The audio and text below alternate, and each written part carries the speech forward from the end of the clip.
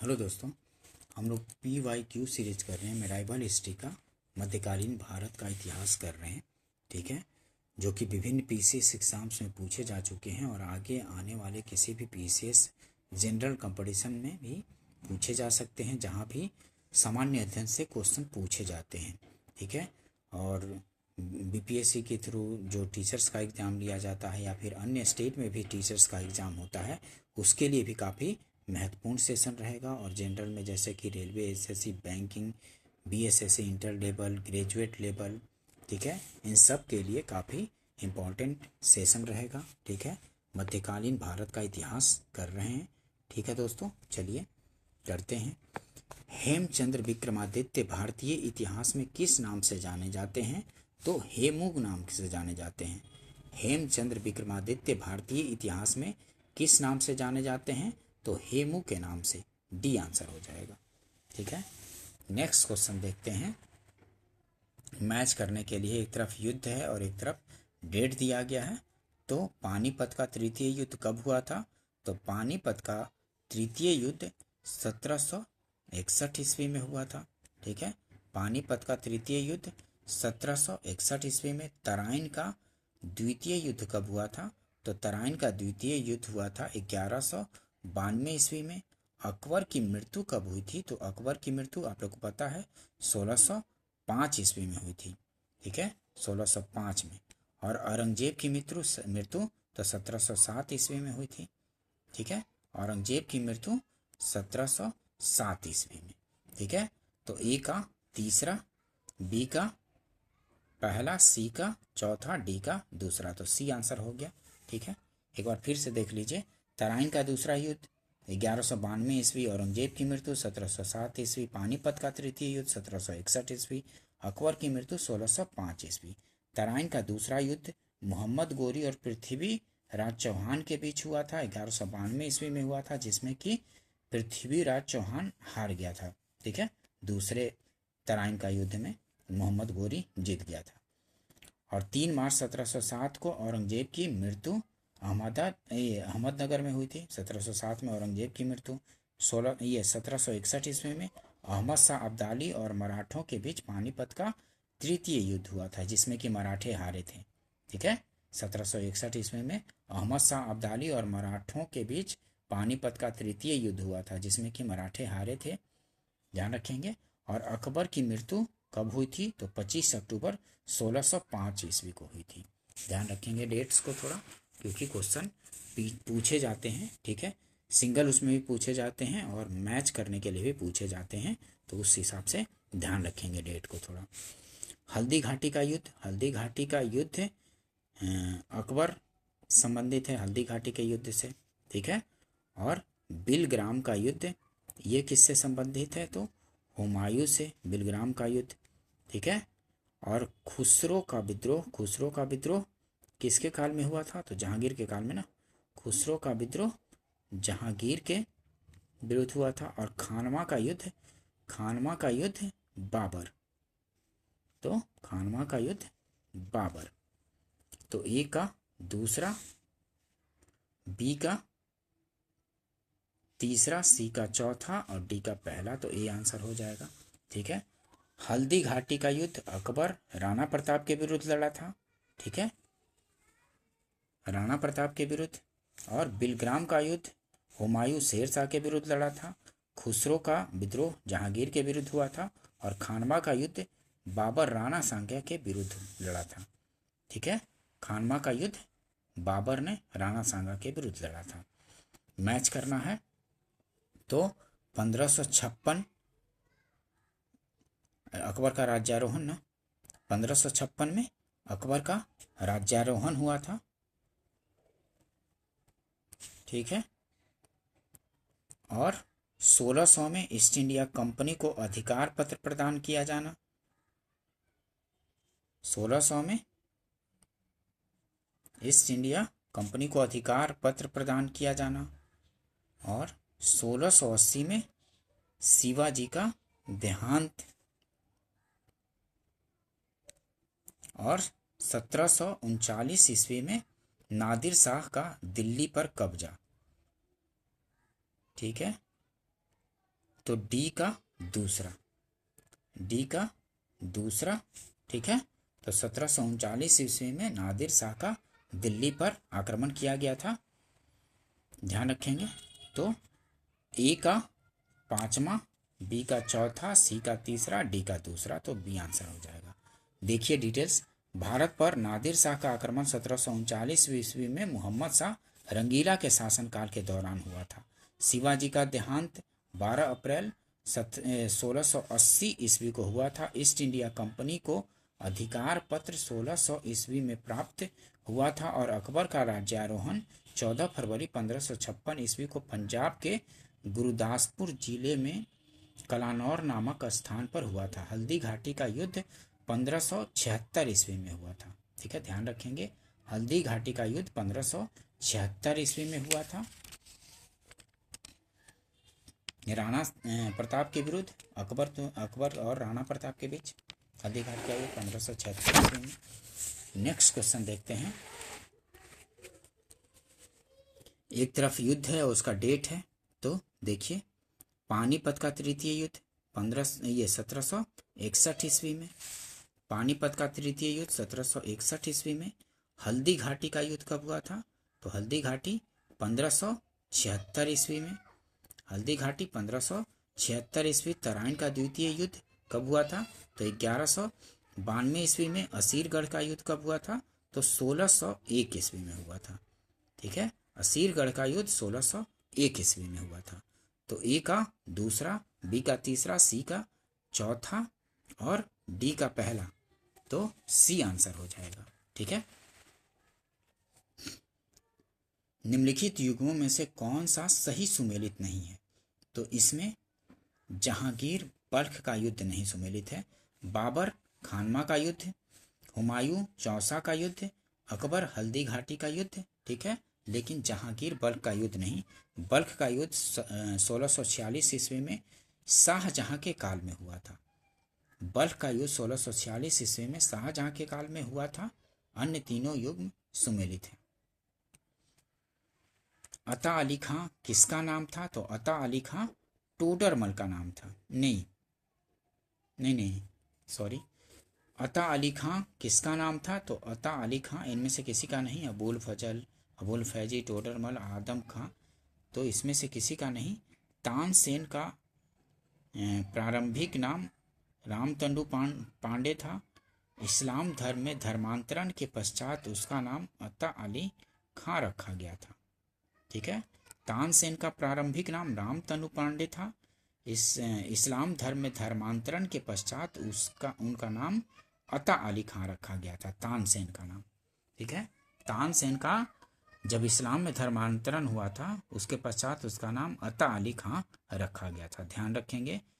प्रारंभिक नाम क्या था तानसेन का? तो रामतनु पांडे था। और इस्लाम धर्म में धर्मांतरण के पश्चात उसका नाम अता अली खां रखा गया। ध्यान रखेंगे डिटेल्स को, क्वेश्चन पूछे जाते हैं। नेक्स्ट क्वेश्चन देखते हैं। सूची 1 को सूची 2 से मिलान करना है। इक्ता व्यवस्था किसने शुरू की थी? तो इक्ता व्यवस्था की शुरू की थी दिल्ली सुल्तान में शुरू हुआ था इक्ता व्यवस्था। ठीक है, और दिल्ली सल्तनत में दिल्ली सुल्तान ने। और जागीर तो मुगल काल। अमरम किसमें? तो विजयनगर अमरम। और मोकासा तो मोकासा मराठे, मोकासा से मराठे सुमेलित। तो ए का दूसरा, बी का तीसरा, सी का चौथा और डी का पहला, तो बी आंसर हो जाएगा। ठीक है, ध्यान रखेंगे। नेक्स्ट क्वेश्चन देखते हैं। मुगल काल में निम्नलिखित बंदरगाहों में किसको बाबुल मक्का द्वार कहा जाता था? तो सूरत को कहा जाता था। ठीक है, बाबुल मक्का या मक्का द्वार किसको कहा जाता था? तो सूरत को, डी आंसर हो जाएगा। मुगल काल में निम्नलिखित बंदरगाहों में से किसको बाबुल मक्का या मक्का द्वार कहा जाता था? तो सूरत को, डी आंसर होगा। नेक्स्ट क्वेश्चन देखते हैं। मुगलों ने नौरोज का त्योहार लिया था, तो किसको? तो पारसियों से लिया था।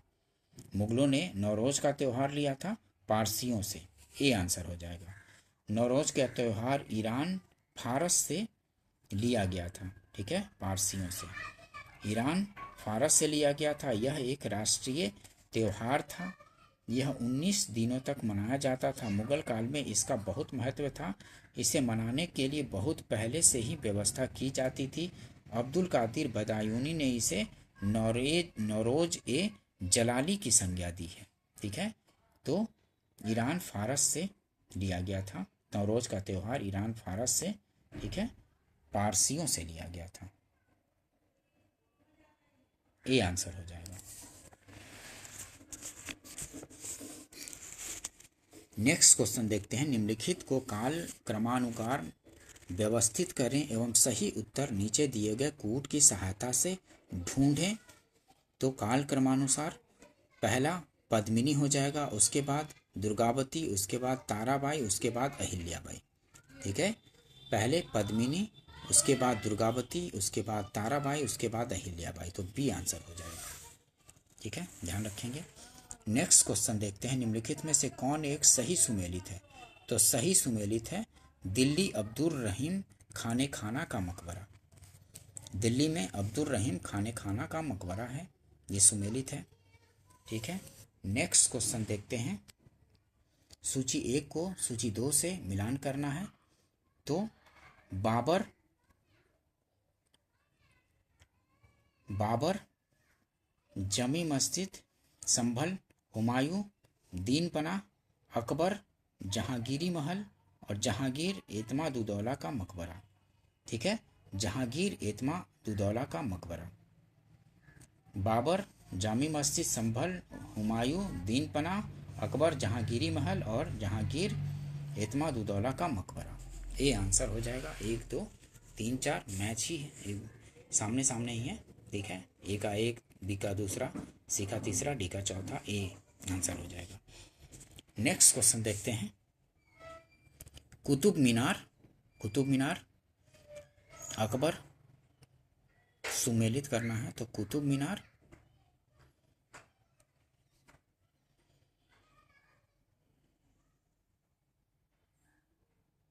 डी,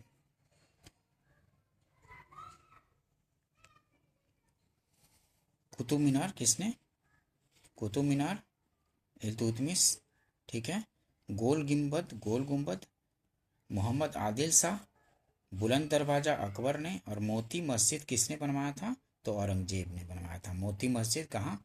दिल्ली में जो मोती मस्जिद लाल किले के अंदर बनवाया था वो औरंगजेब ने बनवाया था, ठीक है, ध्यान रखेंगे।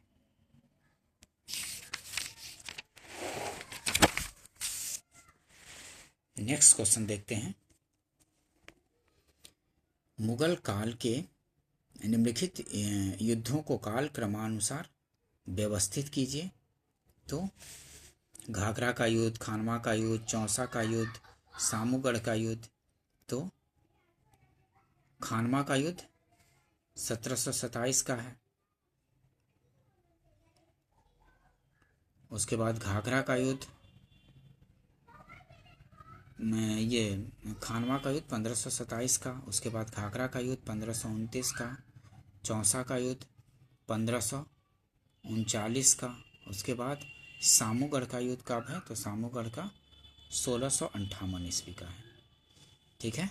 तो सामूगढ़ का युद्ध सबसे बाद में होगा। तो ये देखिए, खानवा 1527, उसके बाद घाघरा का युद्ध 1529, 2-1, चौसा का युद्ध 1539 और सामूगढ़ का युद्ध कब? तो 1658 का है, ठीक है। तो ये आंसर हो जाएगा खानवा, उसके बाद घाघरा, उसके बाद चौसा का युद्ध, उसके बाद सामूगढ़ का। तो 2, 1, 3 और 4 ये आंसर हो जाएगा। देखिए, खानवा का युद्ध 17 मार्च 1527 को बाबर और राणा सांगा के मध्य हुआ, ठीक है। 17 मार्च 1527 को बाबर और राणा सांगा के मध्य हुआ था। यह युद्ध बाबर के लिए निर्णायक सिद्ध हुआ, ठीक है। घाघरा का युद्ध 5 मई 1529 को बाबर और महमूद लोदी के मध्य हुआ था, ठीक है। घाघरा का युद्ध बाबर और 1529 में बाबर और महमूद लोदी के मध्य हुआ था। इस युद्ध में बाबर विजयी हुआ। बाबर का यह अंतिम युद्ध था। चौसा का युद्ध 26 जून 1539 को शेर शाह एवं हुमायूं के मध्य हुआ, ठीक है, जिसमें शेर शाह विजयी हुआ। इसी युद्ध के बाद शेर शाह ने सुल्ताने आदिल की राजकीय उपाधि धारण की एवं अपने नाम के खुतबा पढ़ने एवं सिक्के जारी करने का आदेश दिया। सामूगढ़ का युद्ध 29 मई 1658 औरंगजेब और मुराद की संयुक्त सेनाओं एवं दारा सिखों के मध्य हुआ था, ठीक है। सामूगढ़ का युद्ध औरंगजेब और मुराद की संयुक्त सेनाओं एवं दारा सिखों के मध्य हुआ था, जिसमें दारा सिखों पराजित हुआ था, ठीक है, ध्यान रखेंगे, 1658 ईस्वी में। नेक्स्ट क्वेश्चन देखते हैं, स्मारक और निर्माता से संबंधित है। अलाई दरवाजा दिल्ली में किसने बनवाया था? तो अलाउद्दीन खिलजी, आपको पता है, ठीक है। अलाई दरवाजा किसने? तो अलाउद्दीन खिलजी ने दिल्ली में। बुलंद दरवाजा फतेहपुर सिकरी में अकबर ने, ये भी पता है आपको। और मोती मस्जिद आगरा में, ये मोती मस्जिद जो आगरा में बनवाया था वो शाहजहां ने बनवाया था, और मोती मस्जिद जो दिल्ली में बनवाया था वो औरंगजेब ने बनवाया था, ये आपको पता है। जो दिल्ली में किसने बनवाया था? औरंगजेब ने मोती मस्जिद लाल किले के अंदर बनवाया था, ठीक है। तो ए का पहला, बी का दूसरा, ठीक है, ए आंसर हो जाएगा, पहला दूसरा तीसरा चौथा, ठीक है, सामने सामने में। नेक्स्ट क्वेश्चन देखते हैं, मुगल काल में मौलिम कौन था? तो मौलिम इनमें से कोई नहीं है। मौलिम क्या है तो देखते हैं। भारतीय व्यापारिक जहाज़ों पर मौलिम एक कर्मचारी था। इनमें से कोई नहीं होगा, एक कर्मचारी था। क्या था? भारतीय व्यापारिक जहाज़ों पर मौलिम एक कर्मचारी था। मौलिम जहाज पर एक गोलाकार यंत्र के साथ बैठता था। इस यंत्र की सहायता से वह तारों तथा सूर्य की स्थिति का पता लगाता था तथा इससे उसे अपने जहाज की सही स्थिति में होने का पता चलता था। दिए गए विकल्पों में डी उत्तर के कुछ निकट है। एक जहाज नहीं, लेकिन फिर भी जहाज थोड़ी, उस पर कर्मचारी था ना, किंतु सटीक उत्तर नहीं। मौलिम जहाज का कर्मचारी है, ना कि एक जहाज, ठीक है। सिख संप्रदाय से संबंधित क्वेश्चन देखते हैं, ठीक है, इससे भी काफी क्वेश्चन पूछे जाते रहते हैं, ठीक है। सिख संप्रदाय, गुरु नानक ने अपना उत्तराधिकारी किसे नियुक्त किया था? तो गुरु नानक ने अपना उत्तराधिकारी गुरु अंगद को नियुक्त किया था, ठीक है। गुरु नानक ने अपना उत्तराधिकारी किसे नियुक्त किया था? तो गुरु अंगद को नियुक्त किया था, डी आंसर हो जाएगा। गुरु नानक का जन्म 1469 ईस्वी में तलवंडी पंजाब में हुआ था। ये सिखों के पहले गुरु थे, ठीक है। गुरु नानक जो थे सिखों के पहले गुरु थे। इन्होंने नानक पंथ चलाया। अपने शिष्य लहना को उत्तराधिकारी नियुक्त किया। लहना गुरु अंगद के नाम से सिखों के दूसरे गुरु बने। इन्हें गुरुमुखी लिपि का जन्मदाता माना जाता है, ठीक है। जो लहना थे, लहना गुरु अंगद के नाम से सिखों के दूसरे गुरु बने। इन्हें गुरुमुखी लिपि का जन्मदाता माना जाता है, किसको? तो गुरु अंगद को। नेक्स्ट क्वेश्चन देखते हैं, पंजाब में अमृतसर नगर को स्थापित किया था। तो पंजाब में अमृतसर नगर को स्थापित किया था तो गुरु रामदास ने पंजाब में अमृतसर नगर को स्थापित किया था, गुरु रामदास ने, डी आंसर हो जाएगा। चौथे गुरु रामदास के समय में मुगल बादशाह अकबर ने उन्हें 500 बीघा भूमि दान दी, जिसमें एक प्राकृतिक तालाब भी था। उनको और उनकी पत्नी बीबी भानी को अकबर द्वारा प्रदान की गई भूमि पर अमृतसर का शहर बना।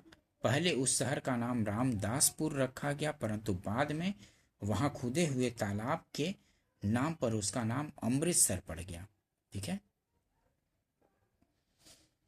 रामदास को मुगल बादशाह अकबर ने 500 बीघा भूमि दान में दी थी, ठीक है। नेक्स्ट क्वेश्चन देखते